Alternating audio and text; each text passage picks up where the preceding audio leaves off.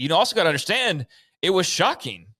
Like, there's a lot of people that expected him to be picked. I'm not justifying. I'm just saying, like, there were also analysts that were saying he was not going to be picked last night. Not as many, but there were some that said, be prepared for this. He's not going to go in the first round. Okay.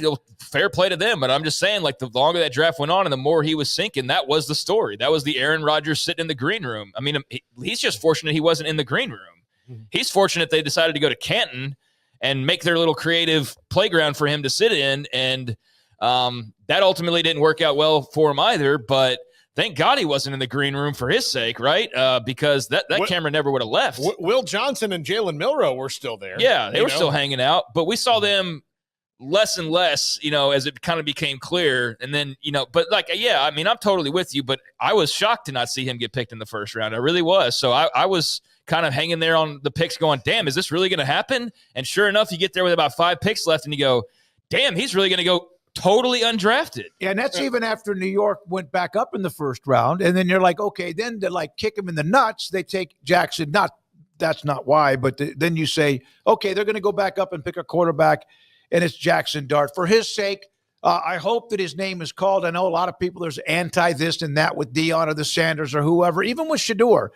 But here is Shedeur Sanders after the round. They had the party. They still did their thing. But here's a very short clip of him addressing those who were with him in Canton, Texas. We all didn't expect this, of course, but I feel like with God, anything possible, everything possible. I don't feel like this happened, for no reason. All this is, of course, fuel to the fire. And under no circumstance, we all know this shouldn't have happened. But we understand we're on the bigger and better things. Tomorrow's the day. We're going to be happy regardless. Legendary. I think that Dion knew that something was really kind of a problem when the Saints, I think it was at 9, didn't take him. And then there was another team that they was looking for a quarterback. But there he is. Good luck to him, whoever gets him tonight or this weekend. I mean, I can't imagine, for one, I can't relate to him in any way, or whatever ego or lack thereof he may have. I mean, it's clear he's got some level of ego. You got legendary on the back, like all these things, the Cash Money SS, logo and all that ready to go. So, like, we know there's an ego and a confidence there that I can't relate to, but I could absolutely relate to just seeing the disappointment and feeling like that disappointment. I know some people were reveling in it and enjoying it and feeling like it was the greatest thing ever.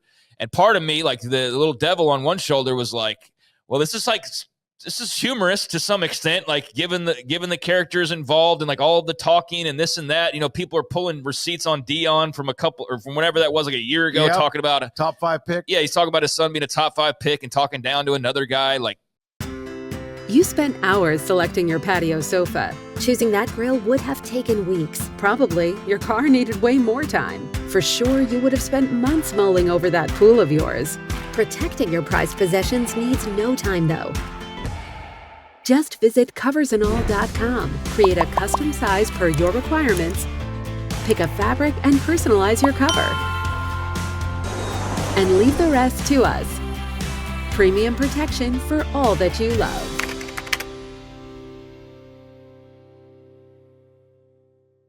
Clowning on his kid. And so all those chickens came home to roost last night. But yeah, I couldn't help but the other part of me just feeling like, golly, that's got to be the most embarrassing thing ever. Like, you're still going to get your money. You already have money, quite frankly, and you're going to get drafted tonight at some point. I don't know how early or late it will be, but my gosh, like, even for a guy who probably doesn't think he can do wrong all that often, like, that had to be a really humbling moment, you would hope, for him last night, and certainly at minimum a driving force in whatever comes next. So yeah, he mentioned that too, and then it maybe at times you fall whoever it is, and you end up with a better situation. Yeah, I mean, the Browns have a couple of picks tonight. They have the first pick of the very second beginning round of the draft. Yep. So if he were to get past them somehow or another, when they got 2 picks in like the first 5 choices, like, that would be shocking. Yeah, and one of the things that's weird, every year about draft time is, it's months. It's so long. It's paralysis by analysis in a lot of cases. But everybody is, like, hyper aware, or you, like, start nitpicking about things. And I get, like, there are some things that, he holds the ball too long. He takes a lot of sacks. But I think a lot of those people don't watch. They watch film. They don't watch games, which is a little bit of a different thing. Like when you're watching cut-ups, like situationally, you're not really in the moment of the game. And I can speak for, I think, everybody in this room. We've probably watched more full Shedeur games than a lot of the scouts have because they've got to watch a billion things. But what I will tell you about Shedeur Sanders, and this is what surprises me about the overall evaluation from the football people, is when you have an offense that can't run the ball at all for 2 straight years, and you have to tell him every night that we're not going to win unless you have at least a good game, and you probably have to have a great game. And they went from, they only had 4 wins 2 years ago. Then they went to 9 wins, and they did all of that with him not able to have a bad game and get bailed out by the run game. But it's not like he didn't have weapons. No, but he didn't have a lot of time. But I'm not trying to take away from those weapons. I mean, he had the best one in the world in Travis Hunter and some really good wide receivers who are going to get drafted later on.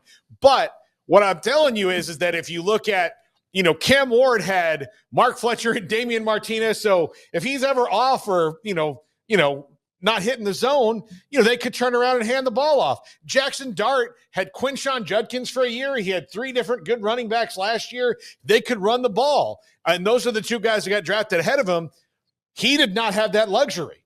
Tyler Shuck had that luxury everywhere he was. Everywhere he was. Louisville, Texas Tech. Shedeur never had it. And I think that's something that's of note. Yeah, but I think that's also been the first thing that everybody does say about him. So it's not like that's any sort of surprise. So the fact is that should be factored in to that story. And the fact that people do know that because that's the first thing you hear in terms of, hey, give him a break in some cases because of this. And they all say, yeah, we know, but we're not taking him anyways. Like, there's something deeper than just I believe that he had some bad interviews. I believe that his ego probably chased some people off or whatever personality trait that isn't agreeable to some teams. Like, clearly there's something there. Hell, Adam Schefter's reporting today. Don't be surprised if Tyler Shuck goes ahead of him. Yeah. So, I mean. Oh, man, all bets are off now.